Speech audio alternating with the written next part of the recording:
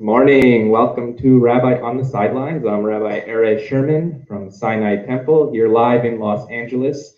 It's our second week with our new podcast, The Rabbi on the Sideline, Intersection of Faith and Sports, where we get to talk to people who have been involved with the sports world for many years and speak about the inspiring stories that we never see on TV or hear on the radio or in the books. This morning, we are very fortunate to hear going to the frozen tundra of central New York to hear from all Big East player 2005 to 2009, Eric Devendorf, who had a long professional career in Europe and around the world. Now is back in central New York, a community activist, especially during this time of COVID, trying to make sure that small businesses are surviving during these difficult times. Eric, it's good to see you. Thanks for coming on the show this morning. Hey, I appreciate you having me on, man. It's my pleasure. Nice. So I had the opportunity actually not to meet you physically in person, but watch you physically in person for many years growing up in Syracuse. And actually before the pandemic, we were going to go on a little journey together doing some clinics and get you out here to LA one day when everything's a little safer. Hopefully we'll do that. But it's just good to have you and hear what you're up to. So we're going to hear your journey, a little bit about basketball, a little bit about faith. Definitely talk about that 6 OT game that I'm going to tell you a personal story about that a little later. But let's start with your journey as a youth. Basketball, what did it mean to you? How did you get into that? Was it your first sport? What did that look like as a kid growing up in Michigan? Well, I mean, I was super active growing up. I was involved in a lot of different sports. I can remember as early as 7 years old running track, doing flag football, baseball. So I really did everything. And my dad really got me to focus on basketball more. And probably around 9 years old, that's really when I started to, take it serious. I remember playing AAU when I was in the fourth grade with the eighth grade team. So, from a young age, I was playing up. And I think really after that, I stopped playing every other sport, like seriously, maybe for fun, but basketball was my number one thing. And so I fell in love with it at an early age with it, thanks to my dad. And, every single day I remember chipping ice, because the weather in Michigan, I'm used to it now. I'm in Syracuse. I was born in Michigan. It's the same thing. So waking up in the morning. What does chipping ice mean to a California kid who can walk outside today 80 degrees and play basketball? Yeah, that's something they don't have to deal with. But I remember growing up, that's something I had to deal with. We had all 4 seasons. We had tough winters and rain. So I remember getting up, chipping ice before school, then going to practice and then staying after school and playing. So that was the love of my life at that time early, and it stuck with me. And I'm glad I just, found that passion early on, thanks to my dad. In the Jewish religion, there's bar mitzvahs and bat mitzvahs when boys and girls turn 13. I don't know, have you ever been to a bar mitzvah before? I haven't, but you know what? I heard I'm missing out. I've heard. Yeah. So I'll tell you, I bring that up because, every 13-year-old that comes to my office and I say, what do you like to do? They like to play basketball, right? And what do you want to do? I want to be a professional basketball player. And at 13 years old, they had a lot of different commitments.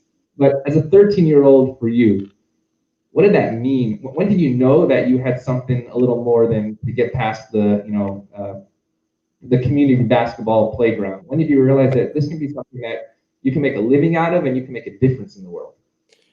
Well, it was funny because I knew early on that I was pretty good. I remember playing just in school or after school at recess and always winning, always being the best one. And I was always the only one with, carrying the ball to school, from school, in between class. And I was obsessed with it. I remember even times, we'd have our assignments and I'd write like basketball and NBA on it, just, on top of the paper. I don't know. It was just an obsession. And I think if you really want to be good at something, that's what it has to be. You have to love it.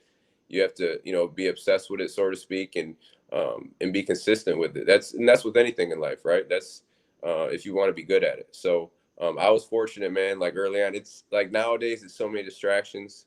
I mean, I'm glad that I grew up to where it was, maybe just Nintendo or something that we had to worry about. Now it's only 2 buttons, A and B, none of this like 5. Exactly. Now you have social media. I mean, it's so many, not trying to make an excuse, but it's so many other, distractions and temptations for these kids nowadays. It's hard to focus on that one thing. So I was fortunate enough to grow up where I could really find it early on and lock in. And that's what really propelled me early was I didn't look at it like, oh, I got to go play basketball. I loved it. I wanted to do that, every single day. I remember 8 hours, on the weekend, all day at the Y. We'd go and get some fries across the street from Rallies, and then come right back and start playing, 5-on-5 again. So from an early age, man, I fell in love with it. I was obsessed, and I knew that I could be good at this. And you talked about always winning, right? And like never wanting to lose, but you know that we do lose. We do come up for disappointments. What happens when you lose? Instead of walking away like many kids do these days, right? What makes you say, you know what? Next time I'm going to do better. Next time I'm going to try even harder. What does that look like at that age, and how did that propel you also in your career? Well, I'm still learning. I'm still learning about that because I don't like to lose. Now it's kind of transitioned into the business side of things, but I think early on I was just so competitive. Like I'd cry, I'd get mad, I'd get upset if we lost the game. That's how passionate I was about basketball. And as I kept going through my career, the biggest thing about losing is, in adversity in general, is you have to face it because you have to learn from it. And it's stepping stones on your journey to whatever your goals are. It's never going to be like this straight. It's always going to be. It's going to be some bumps and some curves and some dips, and it's going to be some adversity. And the biggest thing is don't dwell on it, but learn from it. Really learn from it. Now, what can I do now, that I didn't do before, that'll help me get to that next step? And we need those. If everything was perfect, what are we learning from that? It will just be what it is. It wouldn't be any excitement or ups or downs. And I think we need that. And kids nowadays, it's tough because it's like this. They want instant gratification. Once they hit a wall or hit some adversity, it's kind of like they shell up and go into a hole and just want to quit.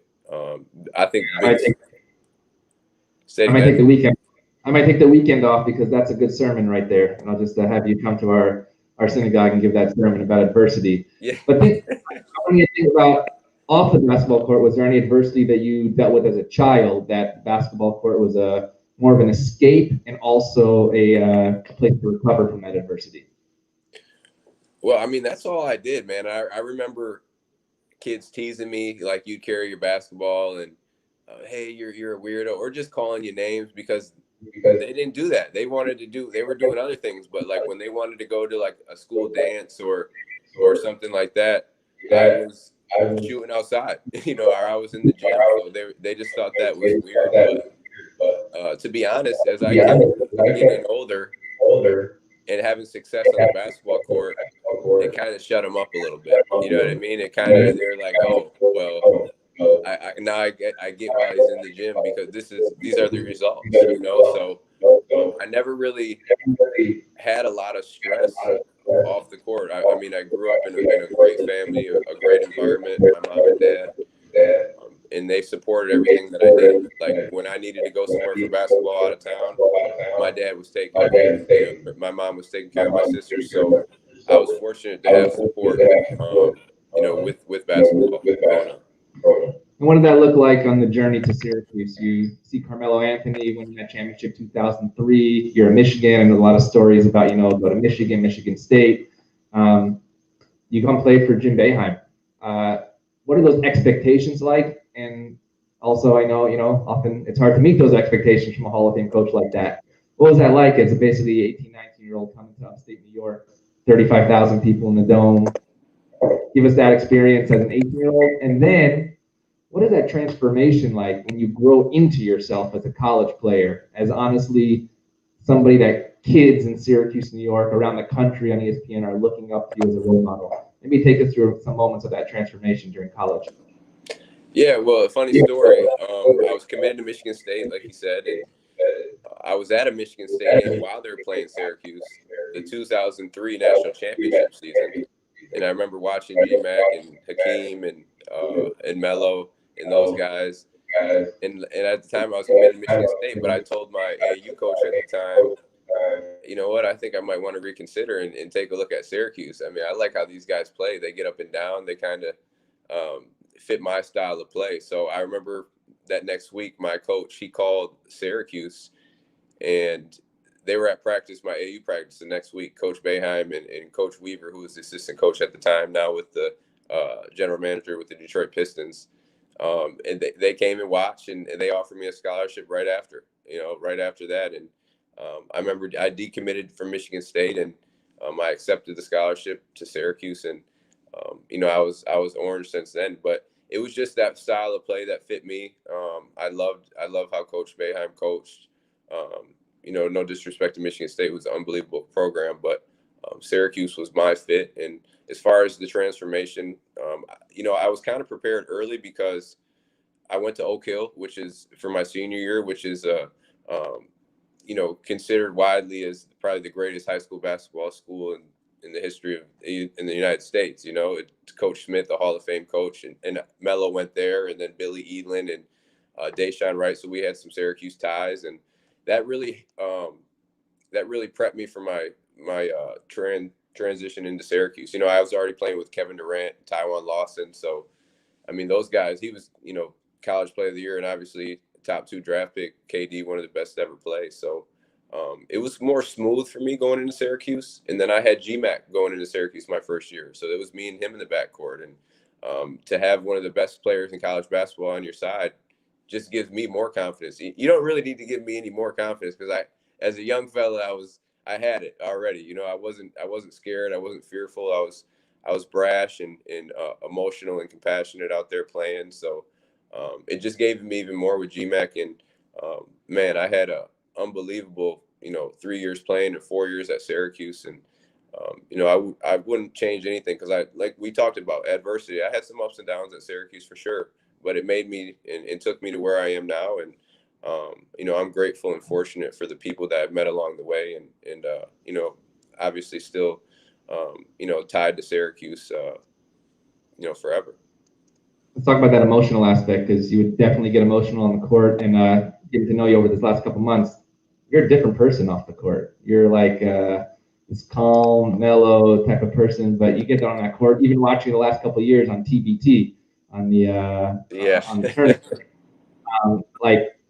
How do you turn that on and turn that off, and you're the same person? You put that same passion into what you do on that court, into what you're doing right now, for instance, and trying to create small businesses during the pandemic.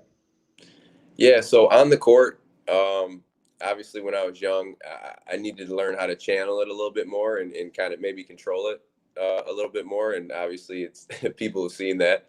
But as I got older, I still love it. I still have compassion. That's me. Like, that's what kind of gave me my edge when I was playing out there. When I was growing up, I was always playing with older guys, and they were always talking trash to me, and they were, and so it was kind of built inside of me. And it was like, it wasn't anything personal. It was like, all right, like, this is a part of the game. This is how it goes, So for me, when we started doing that in college and pro and all that, it was just kind of, I was used to it, and I loved it. It kind of revved my engine up, so to speak. It got me going. And but off the court, like you said, a whole different person, man. I know, my mother and father raised me to be respectful and kind and compassionate, and they know what type of person I am on the court. And and believe it or not, my mom loves it. Like, she loves seeing me play, and that energy that I bring on the court. It's something that she always tell me, like, she loves it. Like, it's something she's in Michigan, so she didn't get to see every single game. And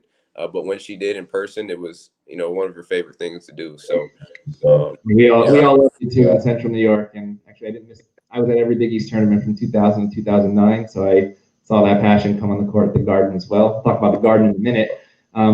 Just one last sort of on the court question: who was the toughest person to play against in the Big East or in college basketball during your time, and how'd you beat them?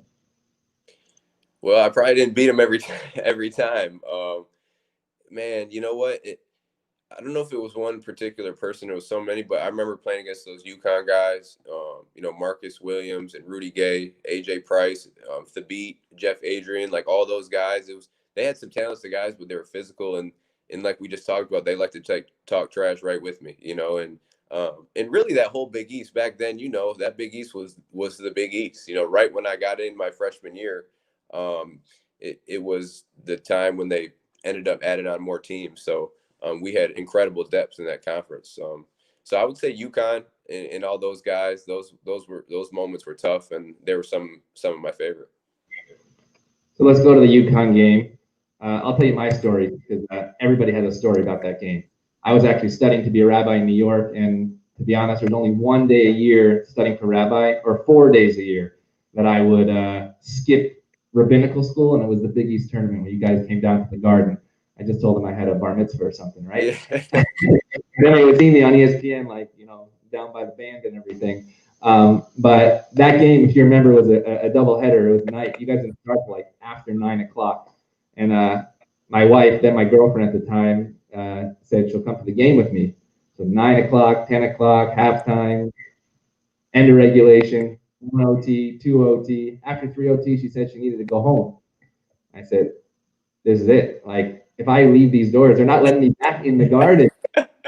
So she took a cab home by herself to the Upper West Side. She was so mad at me. After, when her dad said, you were at that game when you left after 3 OT, you go apologize to him. And then we got married. So thank you. But I actually want to show something to the audience here and just have you dissect this in real time in just one moment, because you know what I'm going to show right here. 1 second. Probably the most famous shot we'll just watch first and then we'll discuss. Here we go. Try to deflect that pass or just make it to where they got an angle. That's Grant Hill available. Bob Donato, situation.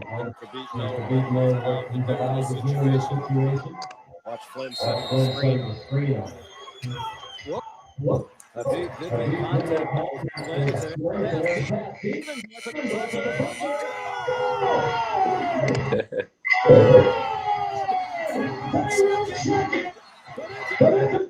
So as we know, they kept it, and it was no good. What was that all about? Was that play for you? Walk us through that. I don't know if it was specifically for me. We were just trying to get it. Paul threw an unbelievable pass, and it bounced right to me. Perfectly.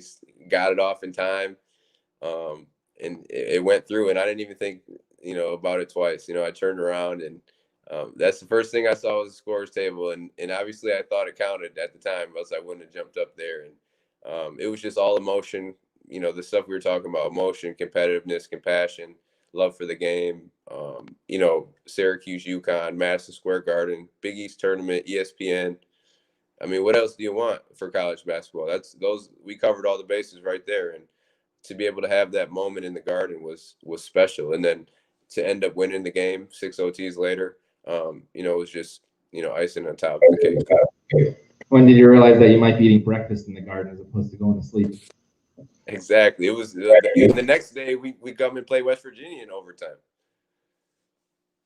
Wow. Now, obviously, that's the biggest stage in college basketball. It's the mecca of college basketball, Madison Square Garden. You're finished with Syracuse. There's no more 35,000 people shouting your name. You begin your professional career. And one of those places that you end up going to is actually very special to us as a Jewish people. It's the land of Israel. Land of Israel, not usually known for basketball, usually known for Jerusalem, for holy sites, for Jews and Christians and Muslims. You go there. First, tell me what you knew about Israel before you landed at Ben Gurion Airport in Tel Aviv. What did you know about this place? I didn't know a lot. I knew it was beautiful.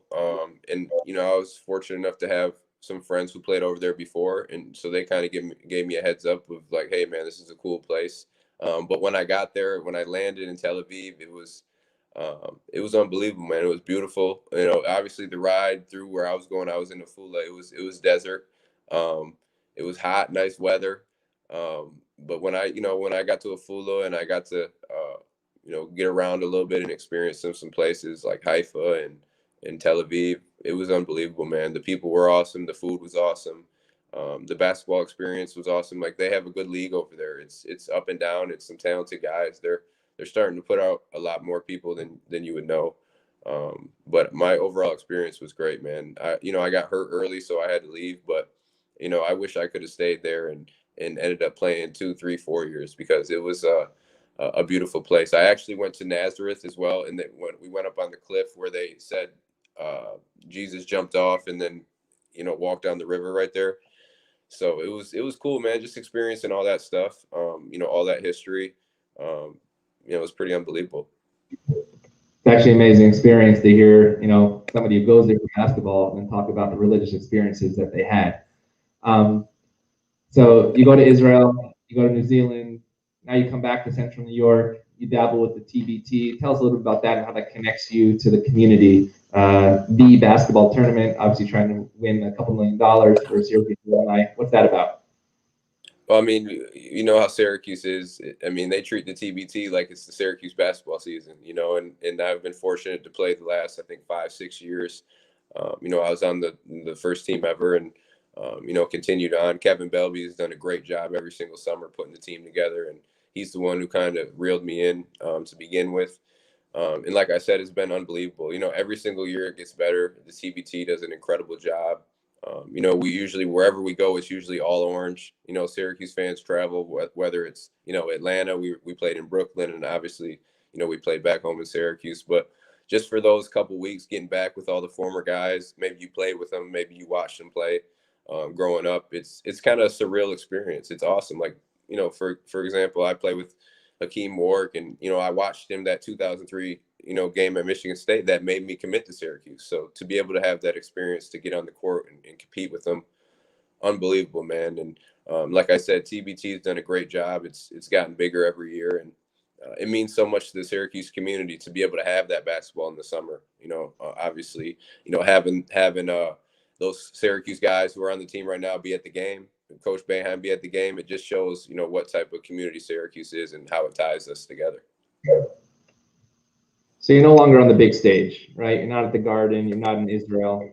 If you wish you're on the little stage in terms of not in the news every day, now you're on a rabbi's podcast. You never think you ever be on that, right? but you're doing big things, right? Even perhaps bigger than putting a ball in the hoop. Tell us how you got into, number one, the clinics with the kids, and then we'll go on to the community activism in terms of literally saving businesses and therefore lives during the pandemic. Yeah, well, I mean, obviously I love basketball. I wanted to, teach through the game, and that's kind of where ED23 Hoops started. And, I was doing camps and clinics, individual workouts, groups, a lot before the pandemic. And, even during the pandemic, I was doing Zooms and ball handling and footwork drills. And it's just me, sharing my love for the game and sharing all the knowledge that I've experienced and learned and gained through these years. I mean, I've, Coach Boeheim, Coach Steve Smith, like those two coaches are two of the best coaches in the history of basketball. So I'd be selfish if I didn't share that knowledge and pass it on, to this younger generation, and just kind of how to move. If you really want to be a basketball player, I can tell you the steps it takes, because I've been there and I've experienced it. I've at a high level. So it's something that I'm supposed to do, and I have a passion for basketball and giving back. And as far as the small business goes, it felt right. During these times, it's tough for everyone, especially small business. I know how much Syracuse has done for me. It's the least I could do is try to give back. And, whether it be the small business or, hat giveaway, shoe give, whatever it is, I want to be able to try to, give back as little or as much as I can. So take us through some of that. Give us a couple businesses that you have helped and how that's helped them literally get day to day. What's that look like? Yeah, so we recently just handed out close to $80,000 to 18 different businesses, and a few of the businesses were some staples. Westcott Street obviously is big for diners. Mom's Diner, and then we did Munjed's Mediterranean right next door. We did Mother's Cupboard. So that was just a few most museum downtown New York style diner, and we just tried to break that money up, based on each business's individual need. And everyone was grateful. Everyone was thankful, just for the help, and the community rallied around like they always do. Every time I put something out there, the community comes around, and carries it. It's just me. I'm sparking the idea, but they're really finishing it. They're really just making it happen. And it's been beautiful to see everything come together. And I'm just happy that, I could spark the idea and bring it together, because we all need it. We all need help right now, and we all need to come together and try to make stuff happen for each other. No, that's amazing. You said it's just you, but it's not just you. And I love how you say you're the spark, because often in the dark world, that's exactly what we need for some light. We just need a small spark that'll get it going. You actually had a quote on Twitter. I don't know when it was, maybe a couple weeks ago. You said, "Don't be afraid to make mistakes. Challenge yourself. It's about progress." Right? Don't be afraid to make mistakes. Challenge yourself. It's about progress. Since you left the college basketball, professional basketball world, what mistakes have you made that you've learned that have challenged you, but now have also led to great progress, not just with you, but also in the communities that you're living in? I think the biggest thing is for me is knowing that you're going to make mistakes, especially if it's something new. I've been playing basketball my whole life. Now I'm in kind of the transition side of things. So it might be new to me. So I might make mistakes. But the biggest thing is don't let that discourage you from going out there and taking risks and trying new things. You want to be able to learn from your mistakes and continue to get better. But the biggest thing is take action. So many people have great ideas and they just don't take that action towards them. I think for me is I'm not the smartest guy in the world by any means, but I go out there and I try it and I take action. And then I think people kind of respond to that a lot of times because they can feel that energy, that optimistic energy that you're really trying to do something and, not for just you, but for others' well-being as well. And that's something I tried to carry with me, each project or each thing I do in the community. And it's really went well for me. I know everybody's different, but for me, it was about taking action and not kind of listening to that voice sometimes in the back of your head that says, nah, you can't do it, or it's too risky. Let's find out. And it's, it's for the better cause. It's for a good purpose. So I'm gonna go out there and see what can happen. Actually, I think what you just said is a message of faith. Hearing that voice saying, not that, it's too risky, I can't, but it's too risky. And that's why I am going to try it. That's why I am going to, challenge myself. And if it doesn't work, then I'll progress to something else. But if it does work, then I will be that spark for somebody else as well. Last question. Syracuse prognosis for this coming year. Good game against Miami. Jesse Edwards in the middle. Kadari Richmond in the backcourt. If you were standing on the sidelines, any changes you make right now, or what do you think? It's been a tough season, man. It's just been awkward, and I think every college team is kind of going through their ups and downs. And for the most part, I think we've handled it well. I mean, we've had 2 pauses. You heard Coach talk about we've missed almost 30 practices. I mean, come on, think about that. That's unheard of. And then still try to have your rhythm and then compete at a high level against high level teams. That's real tough. So I think, we've done a good job of really, working with what we can do and what we have. And like you said, Kadari, unbelievable talent, man. As a freshman, super poised. I mean, you see him he was the game changer when he came in. I mean, he doesn't have to score the ball, and that's rare as a freshman when you have an impact on the game when you're not scoring the ball. He's out there, at the top of the zone, getting deflections, getting steals. He's run the offense, getting guys in their spots so where they have opportunities to score.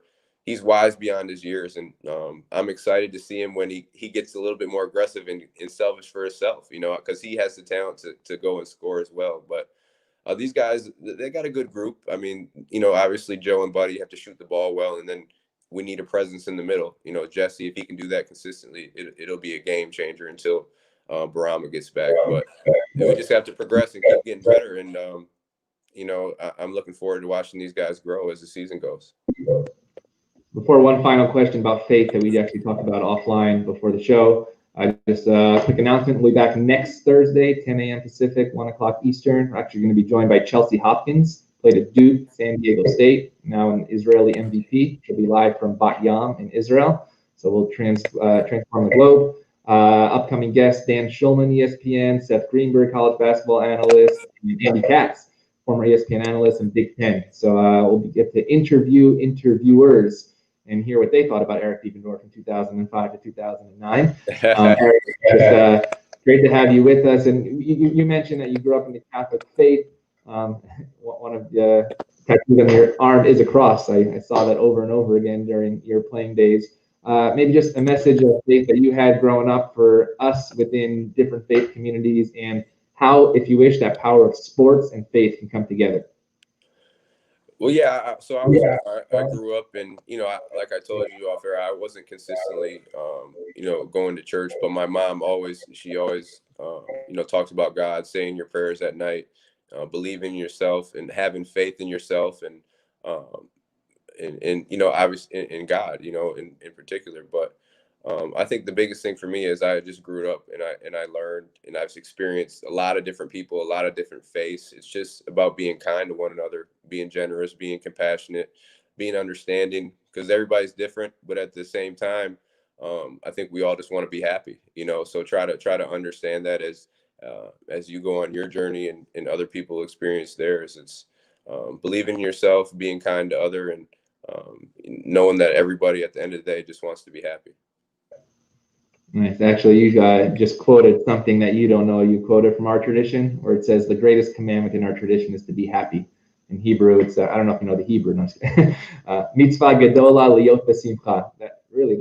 That's our goal in life. Obviously, you do it through moral values. You do it through what makes you happy, and you do it through relationships and people. So, Eric Devendorf, I want to thank you for joining us here in Los Angeles, within our Sinai Temple community, within the greater upstate New York community, within the greater sports community, and now within the faith community as well. We're looking forward to seeing you in person, hopefully out here soon. And good luck to you. And thank you so much. Have a great day. Rabbi on the Absolutely. Thank you, man. Look forward to catching up.